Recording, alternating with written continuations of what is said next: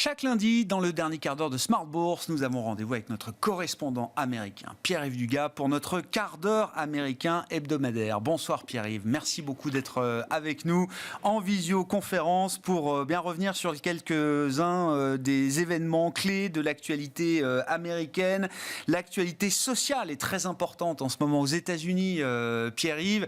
On a beaucoup parlé de la grève du secteur automobile menée par le syndicat UAW qui se poursuit quand la grève des scénaristes d'Hollywood est sur le point de se terminer, Pierre-Yves. Oui, alors, normalement, il n'y a pas de corrélation entre les deux, mais enfin, bon, le hasard du calendrier et surtout le hasard de l'expiration des contrats. Le contrat des scénaristes s'étale sur 3 ans et il avait expiré au printemps. Le contrat de UAW, des ouvriers horaires des chaînes de production de General Motors, Ford et Stellantis, expirait mi-septembre. Vraisemblablement, cette grève des 11 500 scénaristes va s'arrêter dans les prochaines heures lorsque le contrat qui a été péniblement négocié à l'arraché sera imprimé, vérifié, que toutes les virgules et tous les points auront été mis au bon endroit et que les 11 500 scénaristes, pour la majorité d'entre eux, accepteront de reprendre le travail. Un point intéressant, c'est que même si tout cela se passe demain, il va falloir 2 mois pour que les productions elles-mêmes puissent reprendre, pour remettre en branle toute la machine qui ne couvre que la partie des scénaristes. Parce que l'autre grève qui frappe Hollywood, avec plus de 150 acteurs représentés par un autre syndicat, elle, pour le moment, continue. La grève des scénaristes avait commencé début mai, la grève des acteurs avait commencé le 14 juillet.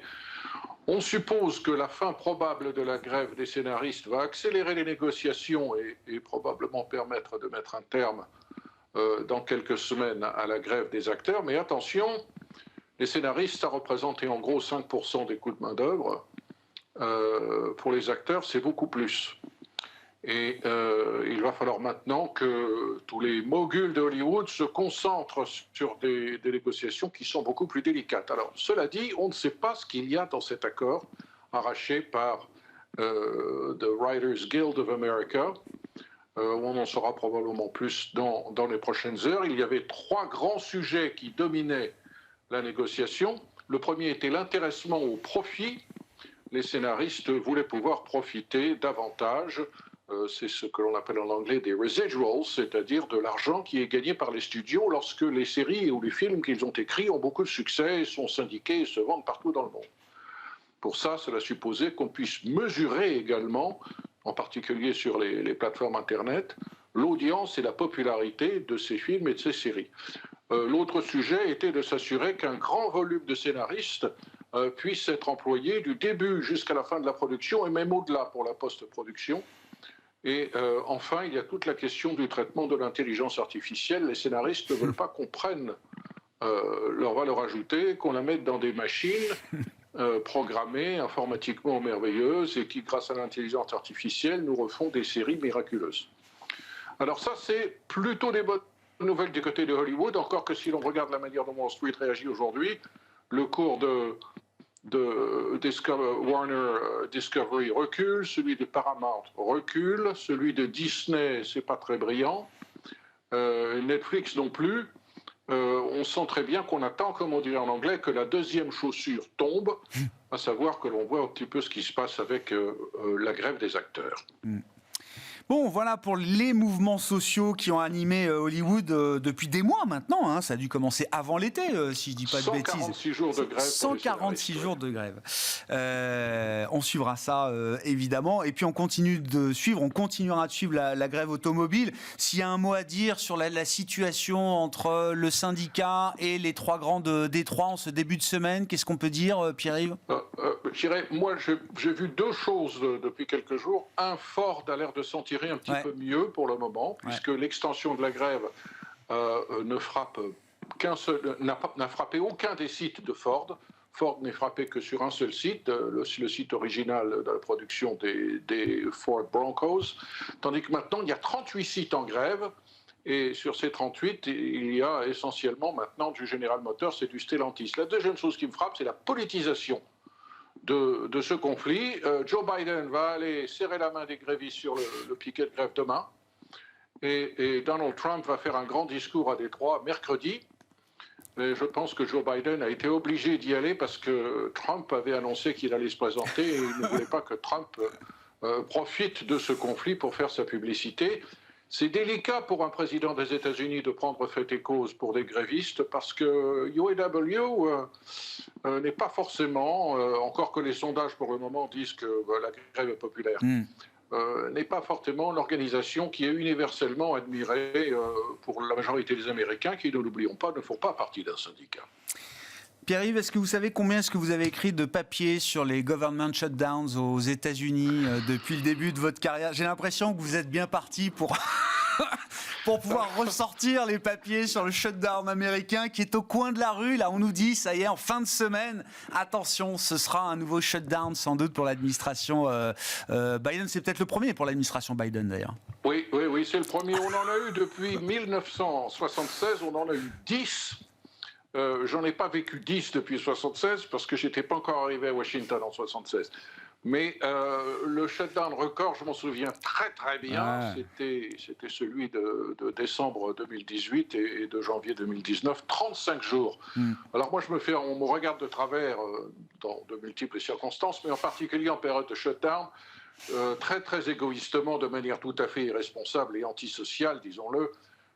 Les shutdowns me plaisent beaucoup parce que la circulation dans Washington est beaucoup plus facile et il y a moins de monde dans les magasins, enfin c'est assez agréable. Évidemment, je ne suis pas fonctionnaire et surtout, je ne fais pas partie de ces fonctionnaires qui sont obligés d'aller travailler sans être payés. Et on va voir sur qui ça tombe, mais par définition, toutes les polices fédérales tombent dans cette catégorie, ce n'est pas très agréable. Les contrôleurs aériens, les personnels de sécurité dans les aéroports qui dépendent de TSA, de Transportation Agency, tout ça doivent aller travailler bien qu'ils ne soient pas payés. Alors ils sont payés ensuite de manière rétroactive, bien entendu, mais enfin, si le désaccord entre républicains et démocrates se prolonge plusieurs semaines, ça fait tout drôle. Qui a le plus à perdre dans cette affaire sur le plan politique à 15 mois de l'élection présidentielle? Les Républicains. Je pense que les Républicains sont déchirés sur cette affaire. C'est une minorité du Parti républicain qui tient absolument à prouver son existence et à démontrer à son électorat de base qu'ils sont en train de renverser la table pour mettre un terme au gaspillage budgétaire. Le problème, c'est que quand on regarde les chiffres du budget, malheureusement, on se dispute sur une partie infime du budget américain. Je vais vous refaire le cours Budget 101 sur les dépenses fédérales américaines. Les dépenses fédérales américaines, c'est quoi? C'est 6 400 milliards de dollars. 4 500 sont obligatoires, c'est-à-dire sur ces 4 500, aucune ne fait l'objet d'un vote actif du Congrès. Donc le Congrès se dispute sur 1 900 milliards de dollars seulement.